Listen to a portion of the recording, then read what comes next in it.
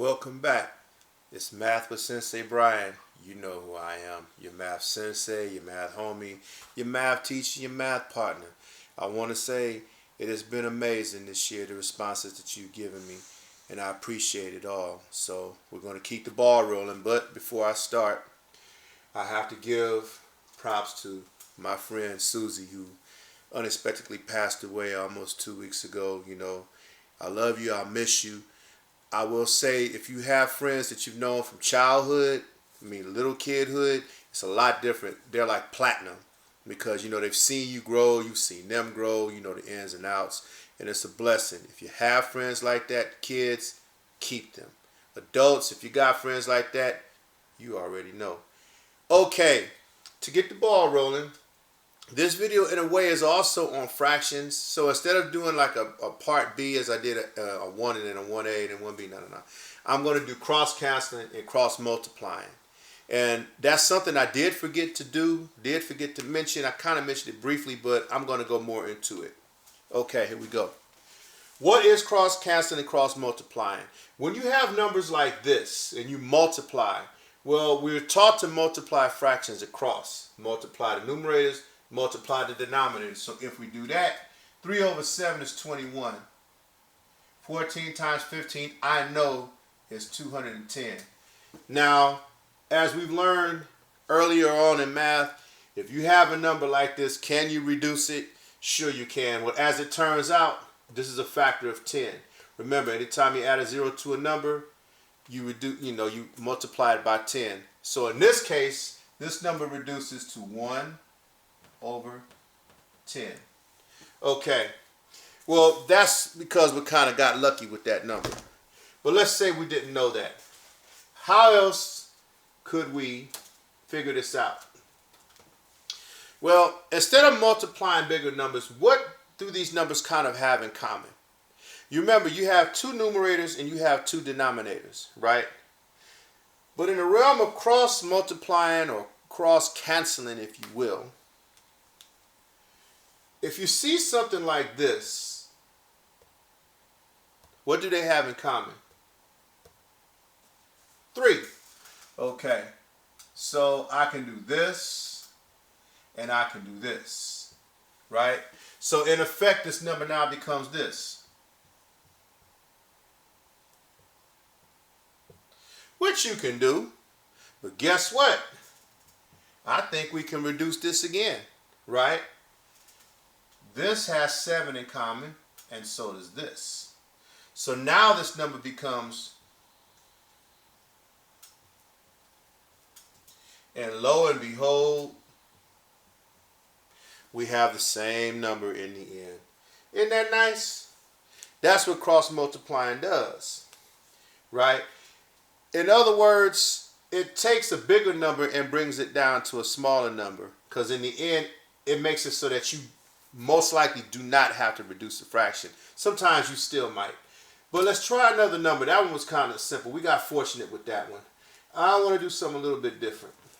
How about this? Let's go 11 over 16 times, let's say 4 over 33. Which is pretty simple, pretty reasonable, right? Well, once again, we see we can cross multiply. You can go 44 times whatever this is and figure it out. I don't think you want to do that.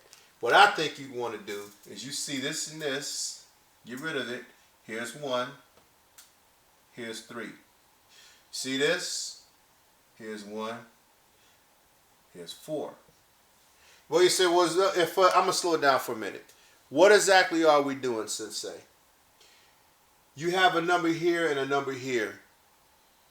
You can cross cancel. In other words, you're reducing this part of these two fractions, right? So you reduce this to 1 because 11 goes into itself 1 time. You're reducing this to 3 because 11 goes into 33 3 times, okay? What you're in effect doing is reducing a fraction across from each other. Remember, we always say to reduce a fraction if you can, right? This does it for you. So, what's the answer? It ain't addition. There you go. Okay? I'll show you what I mean. But I want to give you a little bit more than that, but it might, let's say 3 over 16 times. Oh, let's say 5 over 25. Right? Now, in this case, can you really cross cancel? No, but you can reduce this one. And I should have made it a little bit easier for you, but you can reduce that one. So let's go.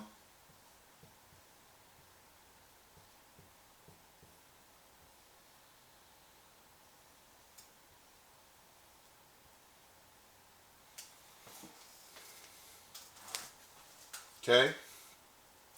In effect, you cross cancel within itself by reducing the fraction.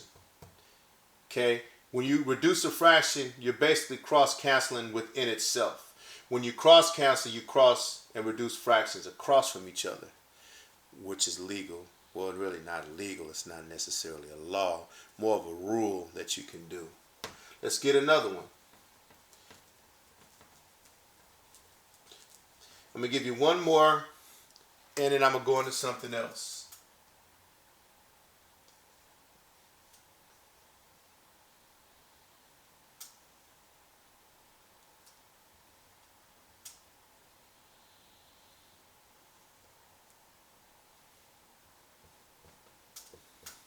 Now,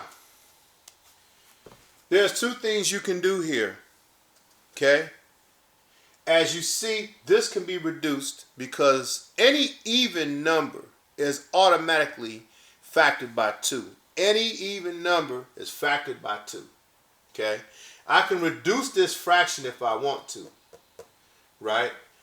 So, what happens if I do this? 7 over 21.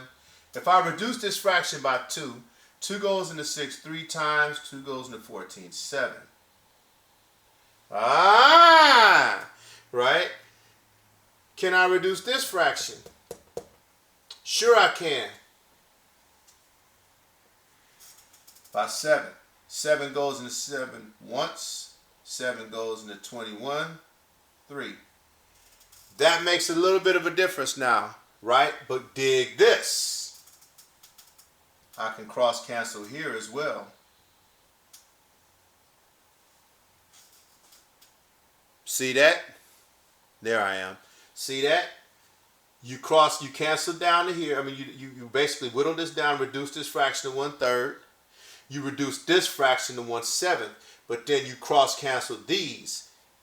That's the joy of cross canceling. So let's see what the answer is. We already know that this is anytime you see this number, it equals 1. Okay? Anytime you see any number over itself, where it's 80 over 80, 700 over 700, it equals the number 1. So that's the multiplicative identity, isn't it? See how that comes into play?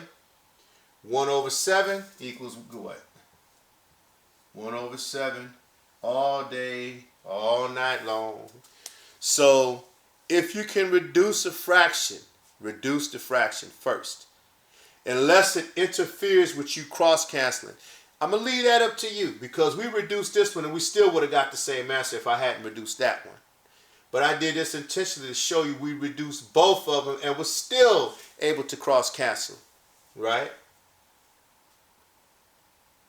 Sometimes it pays to reduce it first.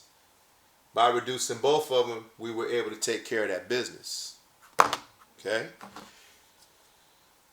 Yep. I'm going to end it with this one. I'm going to do the next one. It's going to be on percentages. You can do cross-canceling and cross-multiplying, but in effect, you'll be cross-multiplying and dividing in percentages. And that's actually naturally the next step. So, God bless you. Be kind to one another. Always remember, all it takes is one act of kindness and you can change somebody's life. Okay? For however long you have them, be kind to people, because guess what? What we leave behind improves or corrupts whoever's left. You want to leave something behind that's going to help people. Like you've heard me say time and time again, These numbers have been here long before us, and they'll be here long after we're gone.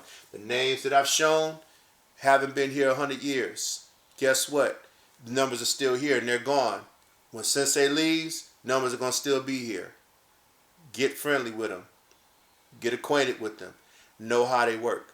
They can help you in the long run, and I promise you they will. God bless you till my next video.